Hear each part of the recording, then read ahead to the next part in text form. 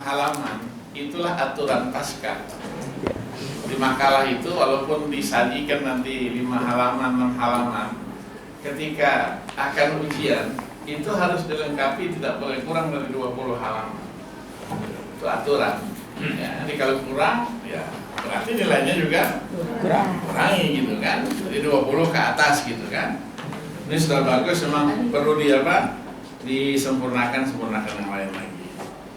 Kemudian gerakan Umar ini kan pembaharu dia. Tapi orang sering menafsirkannya keliru. Umar itu berani melawan ayat. Padahal tidak. Manhaj Umar fit tashri' itu dia melihat ilat. Di dalam ilat itu ada maslahahnya. Maka dia ambil langkah-langkah itu, tidak memberikan zakat kepada mu'allafah qulubuhum. Kenapa? Karena yang masuk Islam itu orang kaya-kaya semua. Iya, dikasihkan bagian zakat. Berapa sih bagian zakat? Iya kan? Dikasih apa istilahnya itu? Minyak, gula, dikasih sembako. Padahal rumahnya di Pondok Indah situ. Masya Allah. Iya, tak mungkin lagi. Ya, kondisinya tidak sesuai. Kemudian tidak memotong tangan di amul majah ketika paceklik. Karena memang tidak ada jalur lain kecuali itu. Dianggaplah itu sebagai darurat. Maka tidak dipotong tangannya. Kalau ada lebihnya, tidak mungkin. Pasti dipotong tangannya itu. Kemudian ada lagi yang dilakukan oleh beliau itu talak 3. Diucapkan sekali, jatuhnya bukan 1, 3. 3. Kenapa? Karena pada waktu itu, jadi ini yang melingkupi itu, orang-orang sudah main-main dengan talak. Wanita sudah tidak ada harganya lagi. Jadi cerai, kawin lagi, cerai, dimainkan. Umar mengambil kesimpulan itu. Jadi kalau pembahasan secara fikih itu, saya pernah dapat satu pembahasan di jurnal Majma' al-Fiqhi al-Alami, itu lengkap ya segini secara fikhi. Jadi alasan-alasan apa yang melatar belakangi sampai Umar melakukan ijtihad seperti itu. Begitu juga cambuk, hukum cambuk. Di zaman Rasulullah hanya 40 untuk syaribul khamr. Tapi zaman Umar 80 untuk maslahat. Nah sekarang bagaimana? Cocok 80 itu zaman sekarang? Ternyata 80 pun itu tidak memadai. Saya rajin kalau hari Rabu, hari Sabtu, kadang-kadang dengan teman-teman turun ke, kalau di Mekah itu di Babul Malik. Kalau di Madinah dulu Babus Salam dulu, bukan seperti yang sekarang masuk pasar lama itu. Itu begitu datang mobilnya nanti diturunkan dari mobil. Dia pegangan mobil begitu. Sebutkan pengadilannya dulu. Laqad aqdama fulan apa gitu. Dicambuk 2 orang nanti. Ada yang ngitung, ada yang mukul dengan jaridah itu. Berpakorma. Jadi nakal. Dicambuk 80. Ya, bajunya harus baju putih supaya kelihatan darahnya itu pelajaran orang. Itu pun masih tertawa. Iya, orang sekarang apalagi orang dulu kan yang dikenal dengan asyaddu bandelan katanya. Lebih bandel lagi kan. Ya, sekarang ini masih begitu. Ya, jadi kondisi-kondisi seperti itu. Kemudian disampaikan tadi itu, kalau kata ulia itu mungkin diskusinya panjang nih. Ya, diskusinya panjang. Kalau saya punya pendirian, kalau ayat itu yang ditanya harus dilihat munasabahnya. Sebelumnya itu apa? Apa hukmal jahiliyah yabghun. Seterusnya fataral ladzina fi qulubihim marad. Jangan lari dari situ. Kalau tidak lari dari situ, aulia itu diartikan dengan mualat. Mualat itu adalah pimpinan. Tidak ada arti lainnya. Inna Allah Ta'ala mualat al-mu'minin al-yahud wal nasara. Kenapa? Ba'duhum ya Allah. Ya.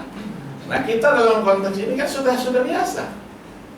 Kementerian Agama untuk daerah Irian Jaya, daerah Hindu, itu dipimpin siapa? Mereka. Kenapa kita tidak ribut?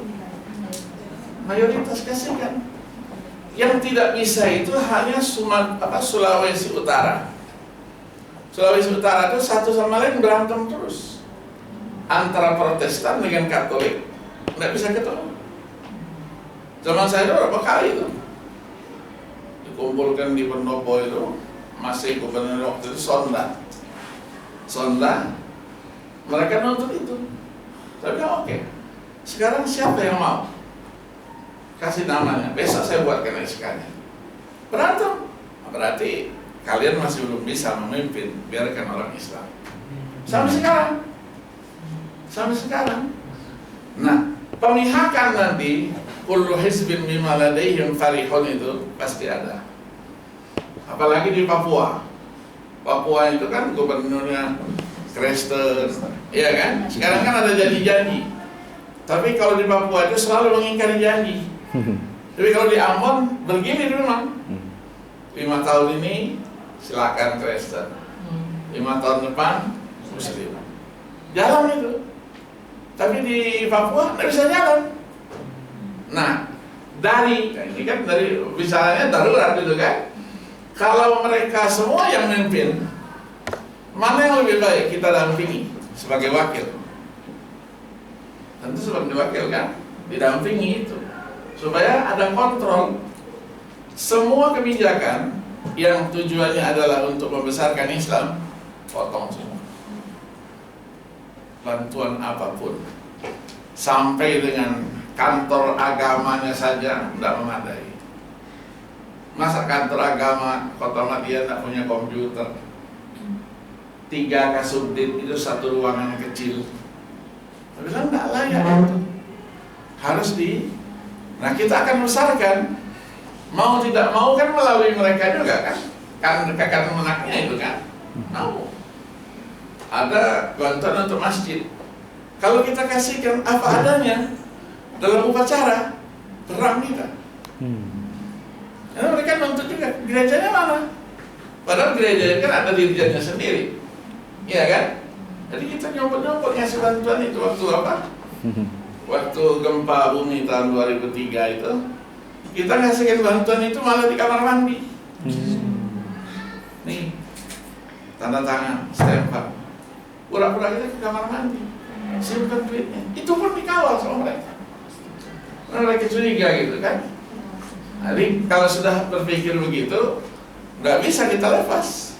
Harus ada yang mewakili. Mewakili itulah yang bisa apa. Nah, tinggal kita bagaimana kita melakukan itu. Jadi di dalam tafsir itu dijelaskan muwalat al-yahud dan nasara yansurunahum, yastansirunahum, yusaffuna bihim, yu'ashiruhum. Itu harus hati-hati kita. Ya, karena fi qulubihim maradun tadi itu. Ya, hati-hati. Silakan aja berdebat, silakan saja lah. Ya, silakan saja. Nggak akan selesai tak? Ya, nggak akan selesai gitu. Kemudian tadi itu yang fa'in khiftum tadi di konteks air itu kan bukan masalah nikah. Itu kan pemeliharaan anak yatim, auliaul umur. Karena ada tadi yang disampaikan tadi, yang cantik duitnya banyak dikawini, saya tidak ada maharnya. Ini kan tidak tujuan laki-laki, ya kan? Tapi tidak bisa kita buang ayat itu dari Al-Quran, tidak bisa. Tidak bisa. Saya pernah ceritakan sama siapa? Dulu ada Mahmudin Sudin, ingat tidak kalau ada Mahmud? Iya, dia kan sekolah di Amerika. Dia cerita sama saya, Ustaz, kata saya ketika saya sekolah itu kebetulan berkenalan dengan seorang wanita Filipina. Kami sudah ikat jalinan cinta lah gitu. Nanti kalau kita selesai, kita kawin dan kamu bersedia ada dibawa ke Indonesia. Oke. Tapi di tengah jalan perjalanan cintanya itu, wanita itu terus bilang sama Mahmudin Sudin, saya mau kawin dan saya bersedia dibawa ke Indonesia. Tapi buang dari pikiranmu ayat 3 surah An-Nisa itu. Syarat. Di syarat itu Mahmudin Sudin kan tahu sendiri orangnya. Ya, kalau itu yang kalau engkau minta, kata saya tidak mau jadi Yahudi. Yu'minu bi ba'din wa yakfuru bi ba'din, mulai saat ini putus. Mantap. Mantap. Ya dari berkepanjangan lebih baik putus sekarang gitu kan. Ya, jadi membuang dari situ kan sulit gitu. Iya kan? Ya, itu enggak selesai itu. Ta'adudu zaujat itu karena ada yang berkepentingan. Terutama kiai-kiai berkepentingan. Iya kan? Iya. Bagaimana kita enggak itu? Saya dulu kita kenal sama Kiai Abdullah Umar ya, Semarang, Allah yarham. Abdullah Umar itu istrinya 3, Hafiz semua kan. Masya Allah. Saya tanya, Pak Kiai kok bisa begini, ini bagaimana? Ah, katanya kamu masih kecil katanya kan. Saya kejar terus itu. Akhirnya dia cerita, bagaimana katanya Ustaz? Anak itu dititipkan kepada saya. Dia untuk bil ghaib. Ya kan, bin nadhar. Setelah dia bin nadhar 30 juz dititipkan untuk bil ghaib. Ketika wisuda bin nadhar, orang tuanya datang. Dia nyatakan, saya titipkan lagi anak saya untuk bil ghaib. 30 juz wisuda. Orang tuanya datang lagi kan, hadir lagi. Nah, itu saya teruskan sama itu. Jadi alasannya itu supaya hafalannya terjaga. Kalau saya bawa pulang, saya nggak tahu suaminya siapa, hafalan nanti bagaimana. Waduh, Nah, bagaimana saya? Ya kalau bisa keberkahan itu biar berkelanjutan. Buka Sebagai pondok kiai dia katakan, iya. Sampai sahabat. Dia baca ayat. Kalau begitu wala tubadzir tabdzira. Innal mubadirina kamu ada saya. dalilnya beda. Dalilnya beda. Ya, orang-orang kampung kan cantik-cantik ya. Cantik dia. Innal mubadzirina kanu. Itu ada saya tuh. Saya tanya lagi, Pak Yai kan harus izin dari istri yang pertama, istri yang kedua. Istri yang kedua itu kan yang 30 juz di mana? Di Padang kan? Padang. Kalau itu kecil Ustaz, minta 1000 surat juga saya minta dari istri saya. Terus apa yang dilakukan? Al-Quran itu semuanya lengkap. Ada, nggak usah penafsiran. Digunakan untuk apa saja bisa. Baca. Saya minta ayatnya apa gitu. Dan dikasih sama dia. Iya, kalau yang khusus dan boleh lah. Jadi dia bilang, dibacakan satu surah pendek. Ketika dia tidur, tiup ini. Hati-hati. Besok pagi buat suratnya. Ya, tanda tangan. Kita isi. Itu tanpa bertanya untuk apa. Tanda tangan. Minta nomornya. Minta nomor. Udah almarhum. Minta nomornya beliau. Apa?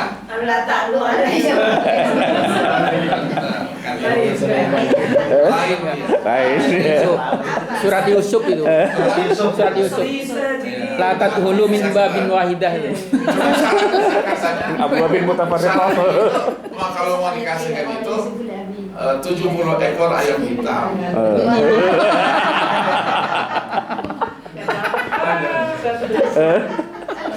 Biar seru Bu, biar seru. Allah yarham. Beliau itu meninggal pada hari yang sama, 2 ulama, 17 Maret tahun 2000. Hari itu saya jam 10.30 dikukuhkan sebagai profesor. Dua-dua meninggal. Kata di komentar sama teman-teman, ini 2 hamalatul Quran berjanji kita mau di surga. Meninggalnya sama, harinya sama, jamnya sama. Tobagus Mansur Mahmud. Oh, Ya, Tobagus Mansur Mahmud kan sering ketemu sama kita. Rupanya hari itu dia mengakhiri Kemudian tadi isu-isu apa plagiat apa. Memang kita harus hati-hati ya. Hati-hati. Kalau ada plagiat itu ada yang nuntut, selesai. Selesai. Maka sebelum ujian itu disertasi dikatakan ini karya kamu yang asli, tidak ada unsur plagiat, iya. Kan tanda tangan di terbukti itu di UIN sudah 2 orang doktor yang dicabut. Master ada 4 orang. Ya, ada satu lagi hampir lolos kemarin itu.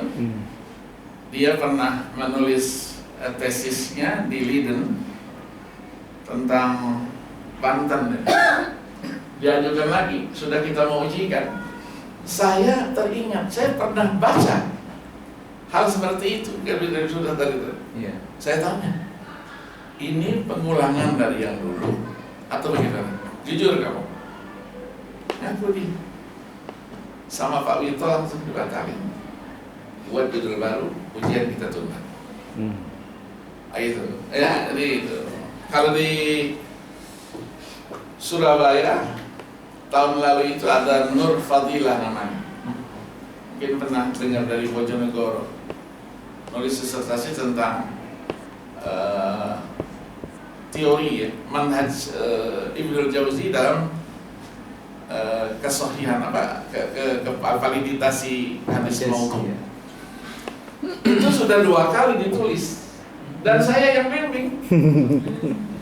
Ada ditulis satu sama Idri namanya, dan profesor, satu lagi Saiful Anam almarhum, profesor juga dia. Begitu ujikan, saya diam dulu. Ini biar yang ujinya, saya bilang sama direktur, orang 2 ini, saya penguji eksternal. Dibongkar semua, nangis di depan majelis itu. Ngaku dia, iya, bagus sekali, ngaku bagus. Ya, jadi kita tidak luluskan. Jadi kita luluskan tentang unsur itu, nanti kan ke depannya kan lebih bahaya lagi kan. Bahaya. Ada yang gugat-gugat lebih apa? Lebih bahaya lagi. Jadi kita hindarkan itu. Tapi paling tidak, kalau syarat dalam penulisan makalah, tulisan disertasi, tesis, itu di halaman, setiap halaman itu paling tidak ada 5 catatan kaki. Artinya tidak bisa juga terhindar kita untuk nukil kan, nukil. Tapi analisisnya harus dikedepankan. Jadi nukilannya bisa lihat sana gitu. Jangan yang membaca saja bisa ngerjain kita dulu juga kerjain pembaca itu. Biar dia ada kreasi ya, untuk melihat referensi itu secara langsung. Terus bil maksur itu termasuk tekstual atau kontekstual? Kontekstual bisa. Iya, bisa dua-duanya. Bisa dua-duanya. Bisa dua-duanya. Ya, bisa dua-duanya dia. Karena tidak membicarakan corak. Iya. Kemudian terbatasan tadi itu. Zarqani mengatakan kalau kita bicara tafsir sampai sahabat saja. Tidak perlu sampai tabi'in. Karena tabi'in sudah jauh dia. Ya. Itu diikuti oleh As-Sabt. Khalid Abdul Rahman As-Sabt itu yang dalam buku Qawaid Tafsir Jam'an wa Dirasatan, dia sependapat dengan apa? Dengan Zarqani. Ya. Sehingga Pak Quraisy mengatakan buku itu jangan dijadikan referensi katanya.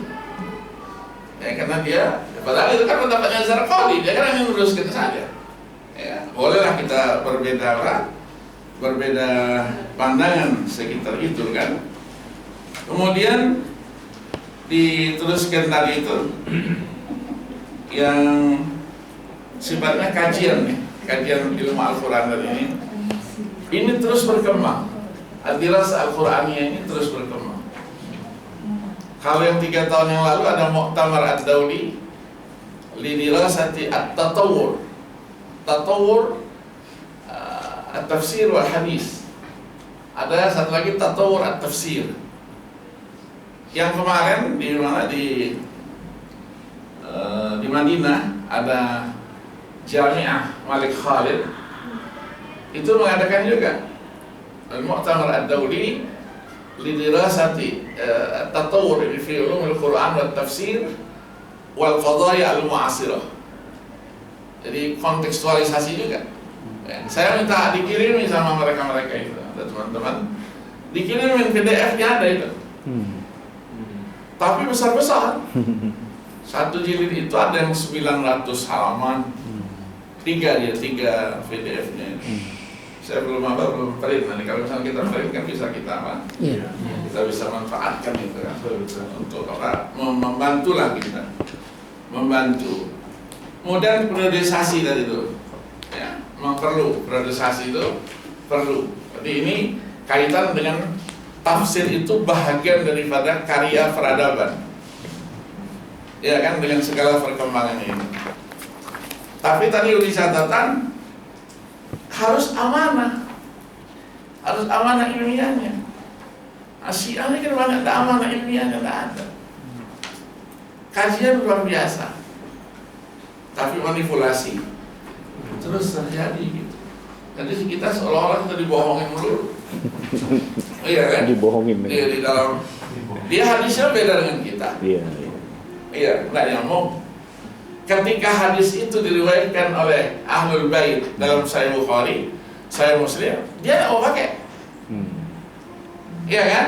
Yang kedua, yang disebut dengan Ahlul Bait itu siapa? Keluarga itu siapa? Keluarga itu suami, istri, anak. Semua. Iya kan? Tapi Hafsah, Sayyidah Aisyah Nggak masuk. masuk. Kenapa? Musuhnya. Karena musuh Ali. Kan nggak boleh yang begitu itu. Kita mencari kebenaran kan? Nah, kalau mencari kebenaran sudah ada setting sebelumnya, pengaruh dari hawa nafsu, itulah ayatnya walau ittaba'al haqqu ahwa'ahum la fasadatis samawati wal ardu wa man fihinna baratainahu bidzikri fa huwa dzikri. Oh itu. Itu juga nikah mut'ah itu.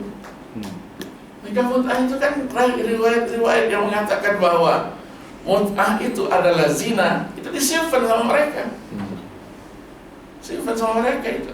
Dikorupsi. Iya, dikorupsi atau diapain lah. Ada Imam Al-Hasan Al-Basri itu pernah bertanya langsung kepada Muhammad Al-Baqir Ja'far As-Sadiq an nikahil mut'ah. Jawabnya itu faqala dzalika sifat. Sifat. Ya, Pelacuran. Iya, zina. Kenapa itu kok diperdebatkan saja? Kenapa? Kenapa gitu? Ya, mungkin ada pihak-pihak yang berkepentingan gitu kan? Iya kan? Berkepentingan. Apalagi untuk orang-orang turis-turis itu kan?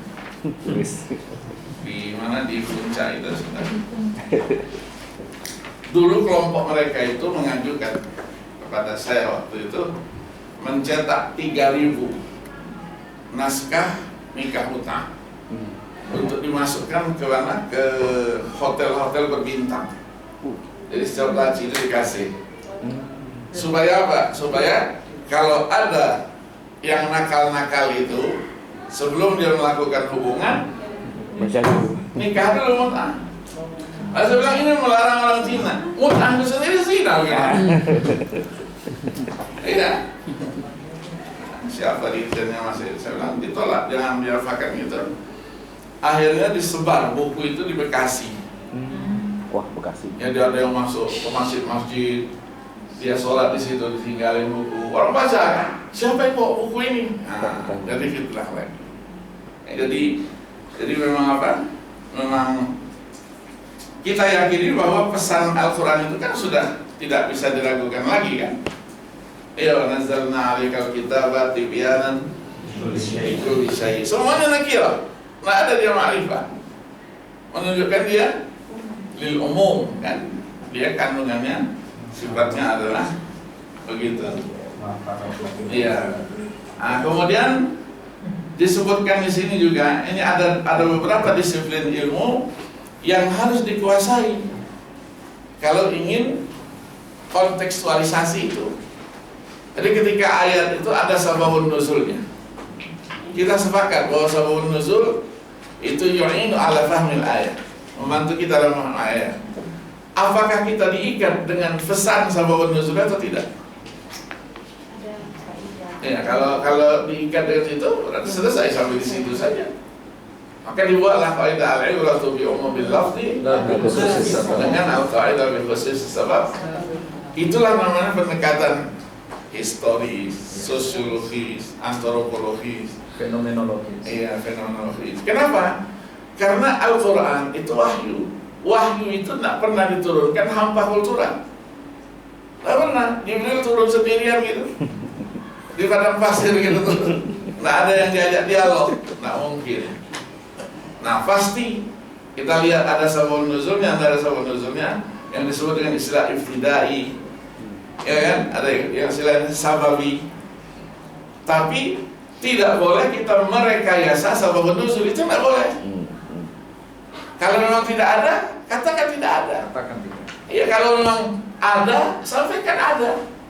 Mari kita kaji gitu. Jangan nanti tidak ada dibuat-buat. Ijtihad nggak ada. Ijtihad dalam sabab nuzul yang sifatnya sababi nggak ada. Kalau yang tidai, oke, ya kan? Itulah yang dilarang oleh Al-Wahidi itu. Ya, Al-Wahidi itu secara jelas dia katakan apa? La yahillul qawlu fi bayani asbabi nuzulil kitab illa birriwayati was-sima'. Dari siapa? Dari sahabat semua. Mimman syahadu tanzil wa araful asbab wa bahasu an ilmiha wa jaddu fit talab. Siapa? Semuanya sahabat. Maka sababun nuzul dia mempunyai posisi tersendiri, satu keistimewaan dia. Kalau tidak ada sahabatnya langsung tabi'in, itu pun fi hukmil marfu'. Fi hukmil marfu'. Sahabat tidak disebut dalam riwayat, tabi'in itu pengecualian. Nah, bagaimana kita tadi itu kan? Bagaimana kita tidak peduli dengan tafsir tabi'in? Tidak bisa. Urutannya begitu, sahabat, tabi'in. Setelah itu, Tabi'in. iya, tabi'in. Maka Abu Hanifah katakan, idza kana sadiran katanya, anis sahaba wa tabi'in fa 'ala al-'aini wal ra's. Wa idza kana min Allah wa rasulih fa 'ala al-'aini wal ra's. Wa idza kana sadiran min as-sahaba fa nakhtaru. Harus seleksi kita. Wa idza kana min at-tabi'in fa hum rijal. Karena dia sendiri tabi'in kan. Ya, jadi kalau tabi'in dia bisa berbuat, dan saya juga bisa berbuat. Jadi nggak ada bedanya gitu kan. Ya, maka dibuat sendiri-sendiri dalam ulumul Quran itu ada buku tafsir sahabat, ada tafsir tabi'in. Tapi begitu tabi'in ini panjang lagi dia ceritanya kan. Nah pembatasannya juga tidak sama. Tabi'in itu mulai kapan? Berangkat dari perbedaan mereka di sahabat. Sahabat itu kapan dia ujungnya itu? 106. Berapa dia? 100. Iya, 100. Iya kan? 100. Alasannya apa? Katanya yang menjadi ukuran itu adalah sahabat terakhir meninggal dunia. Abu Tufail itu, Amir bin Sinan, dan meninggal 100. Maka tabi'in 101. Ya kan? Nah, permasalahannya nanti Imam Malik ada yang mengatakan sampai 150. 150. Tapi bagaimana dengan Imam Malik? Imam Malik itu lahirnya dia 93. Ayahnya Anas bin Malik itu meninggalnya 96. Dia bertemu dengan sahabat. Dibuatlah dalam keluar. Dibuat ada kibarus sahabah, ada sayyidus sahabah. Itu dalam rangka untuk apa? Untuk itu. Nah, terus pendekatan sekarang yang disebut dengan istilah ilmu hadis, ada ilmu dirayah, ada ilmu riwayah. Itu kan